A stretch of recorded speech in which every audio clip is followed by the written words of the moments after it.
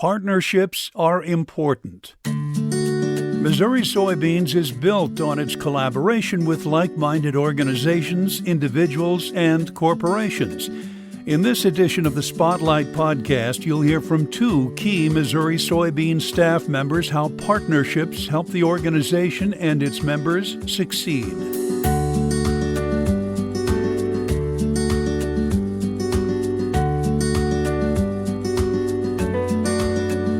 Missouri Soybeans' most important partnership is the one with you, the farmers. Designed to address some of the most critical topics impacting your farm, Director of Outreach and Education Bailey Asbury urges farmers to attend a winter meeting in a district near you. Winter meetings are truly one of our most critical touch points of the year, giving our staff the opportunity to talk with our farmers, not only to build, of course, camaraderie and get those informal updates, but also a way for us to really share that critical information that our farmers need to know. And we're really shifting that where, in the past, it's been pretty, just Missouri soybeans updates. But as the climate of Missouri agriculture seems to shift, we'll be shifting the thought and program of those meetings as well. So I'm really excited for farmers to have the opportunity to learn more at these meetings. Why is this dedication to reach Missouri soybean farmers and members so important? Mm-hmm. Well, we're truly a grassroots organization, the farmer-led. So farmers are truly at the basis of every single thing we do, whether that's our board, our leadership program, those participating in our various programs. And so in order for us to be able to drive forward, especially in the coming year, having that feedback from the farmers on the ground is important, not only to them to be able to get their thoughts out, but for us to know what's on their mind as we get ready to start the new year. These meetings always feature a bunch of topics important to Missouri soybean growers. What is going to be talked about during these meetings?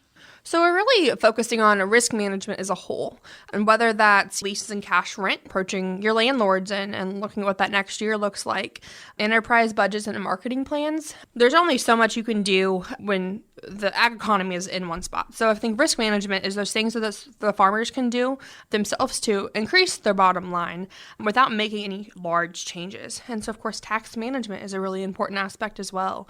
And so really hitting on those things and looking at how farmers can make those small switches on their operation to really make a big impact in the future.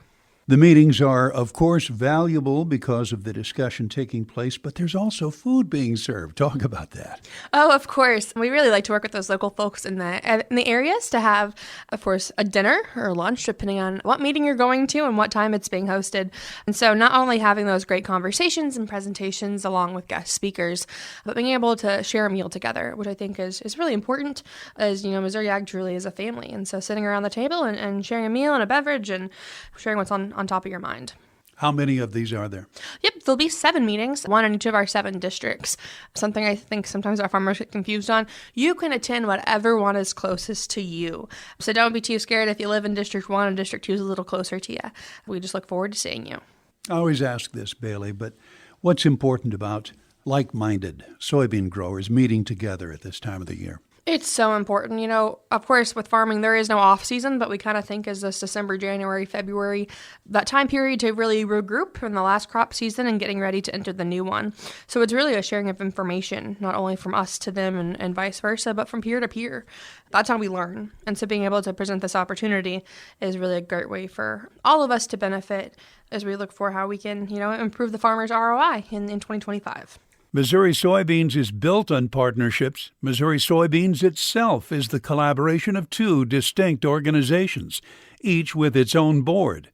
Samantha Turner, Missouri Soybeans Director of Communications and Marketing, explains why 2 organizations exist under a common umbrella. Absolutely. So Missouri Soybeans, our umbrella name, is built by 2 governing boards, the Missouri Soybean Association and Missouri Soybean Merchandising Council.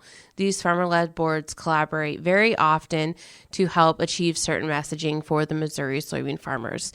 Each has their own specialty and what they do to serve the farmers across the state. The association is our policy arm, so they can advocate and lobby on behalf of our farmers.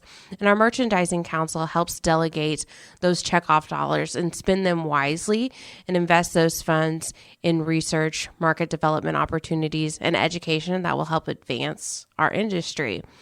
It's really important that those two organizations come together to collaborate so that we are moving the needle when it comes to soybean production in the state, market opportunities, expansion, and just different avenues to increase the bottom line and profitability for our farmers. For communications, one of the key ways that these organizations partner is through the Missouri Soybean Farmer magazine. Our magazine is a bi-monthly magazine that goes out every other month to around 36,000 farmers across the state that have shared that they enjoy this content and receiving this information from Missouri Soybeans. So it is collaboratively put together with both policy updates as well as what's happening in the demand space, outreach and education with Soyleic, other research projects, and so much more. And we need a balance of both of those content items and topics to make a really well-rounded magazine. And our farmers have shared that they really enjoy this publication every other month and still like receiving print. And so we continue to put that out, but that is not without the effort of both of our boards. We talked about the importance of the partnership itself. Talk about the importance of that firewall between the two organizations, and what does that mean? It's so important that these boards remain separated. It's important that these boards remain true to their organizations. For instance, the Missouri Soybean Association is the only arm of our organization that has the abilities to advocate and lobby on behalf of our farmers. The checkoff is not allowed to lobby. Therefore, we need that policy branch to serve our membership. The checkoff devotes its dollars and its time more focused on demand, market development, research, including Soyleic, soybean cyst nematode, red crown rot, and so much more, as well as outreach and education and communications efforts. So they are investing that 0.5% that comes back to the Missouri checkoff, and being very transparent with how those dollars are spent. As I mentioned, a few of those highlights in the past, and some of the things that we like to hang our hat on is biodiesel, Soyleic, and so much more that have been mainstays in our industry. The Missouri Soybean Association and the Missouri Soybean Merchandising Council partnership is perhaps two sides of the same coin, but there are broader partnerships that come about because of corporate relationships resulting from specific needs and shared values. What are some examples of these? I think when this center was built, the Center for Soy Innovation, which is our headquarters in Jefferson City, we realized how important it is to rely on our corporate partners throughout the states to help bring agriculture together and that messaging, and also just to get some name recognition of the center here in Jefferson City and Missouri Soybeans to our farmer producers. Since the development of the building and the expansion of our staff at Missouri Soybeans, we have started to lean more heavily on those corporate partners, especially when it comes to building out our Farm for Soy Innovation in Columbia, Missouri. We offer field day opportunities for partners, and those are not limited to seed companies. However, we've had a lot of success with Beck's Hybrids hosting their Beck's Bash.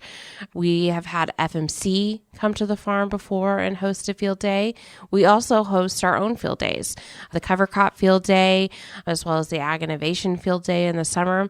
And we rely heavily on partners for that, whether that's having a booth at those field days, helping provide funding for lunches, meetings, setting up sessions where they could hear from a subject matter expert, collaborating on plots that we have available at the farm to showcase certain research, and sharing that with our farmers as well. It would seem to me that where we're recording this right now at the Center for Soy Innovation would also provide opportunities to develop and expand these relationships that you've been talking about. In other words, they come here to see you. Absolutely. Our building provides a prime space for people to come and host meetings, whether that is for their organizations or just come here and meet with our farmers when we are hosting them at our headquarters here in Jeff City, or to come and visit our staff here where we're located as well. We have excellent meeting space. We have an educational space that is open for tours to the public as well as our corporate partners. And we provide that opportunity to just showcase the versatility of soybeans in the state. An exciting part about my position is that I get to collaborate with these partners often throughout the year through our corporate marketing opportunities. And so a lot of what we put forth is digital advertising, display ads, custom e-blast, print advertisements, as well as radio spots, and so much more. And so I like being able to visit with those corporate partners one-on-one, get a sense of what they need to best reach farmers for their company. What are their goals? What are their objectives for the year? And putting together a plan with them on how we could collaborate with Missouri Soybeans. It just provides good rapport. And I have found that it often becomes mutually beneficial. We reach their clientele, they can come and reach our farmers. It has just been a really fun addition. We also always like to tout our magazine with our partners and our print advertisement opportunities, as well as thought leader columns. And we also tap on those corporate partners a lot for quotes for different articles as the subject matter expert. And so that collaboration is really key. And knowing who I can call upon when we need an article about a crush plant coming online, or biodiesel accessibility in the state, whatever it may be, it's nice to have those folks that I can call upon and they will easily give me a quote for something that we're working on. What's your favorite part of this job? My favorite part of this job is just the increased collaboration every day. No 2 days are the same. We are an innovative company thinking, how can we do things bigger and better for our farmers in Missouri? I just really enjoy that there's no cap on what we can achieve and how we can succeed together, and just the creativity behind it. Our farmers have really supported the new direction we've taken, the magazine, the update of the website, and so much more of our creative assets. And I really appreciate that support, and we've gotten really awesome feedback. It's obvious you're very skillful at what you do. Let's go into your background. Part of your upbringing was as an FFA officer in Missouri. Am I correct about that? That's right. I served as a Missouri State FFA officer in 2012, 2013, and that really ignited a passion for agriculture. It started long before that, but it really solidified that I wanted to have a career in this industry. Also, it's how I met my husband, who has a interest in agriculture as well, and how we started our agribusiness together. We served on the same state FFA officer team. But before that, I grew up on a family farm in Norman, Missouri, which is the self-proclaimed soybean capital of the world. So it's really only fitting that I ended up here and in this position. As a child, I always told people that I wanted to write children's books. So I've always had a passion for writing and being creative, and I think I have some of those written stories somewhere. So I always enjoyed expressing myself through the written word, but always had a passion for the soybean sector. I was an intern for Missouri Soybean my freshman year of college, came back my senior year of college, went off to pursue some full-time opportunities. And when this job came open, it was really a no-brainer for me. Will we be seeing a children's book from you?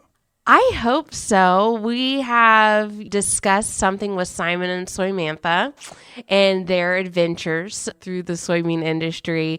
So it has definitely been a topic of conversation here at Missouri Soybeans. But personally, I would also really love to delve into that industry as well. Samantha, thank you so much for being with us. I appreciate getting to know you better. Yeah, thank you, Tom. I really appreciate the time, and I look forward to seeing how more partnerships prosper in 2025. Missouri Soybeans Director of Communications and Marketing, Samantha Turner, and Missouri Soybeans Director of Outreach and Education, Bailey Asbury. Find this and other editions of the Missouri Soybeans Spotlight wherever you get your podcasts. We're also on the air with the weekly Spotlight on Soybeans, brought to you by the Missouri soybean farmers and their checkoff. Thank you for listening. I'm Tom Stever.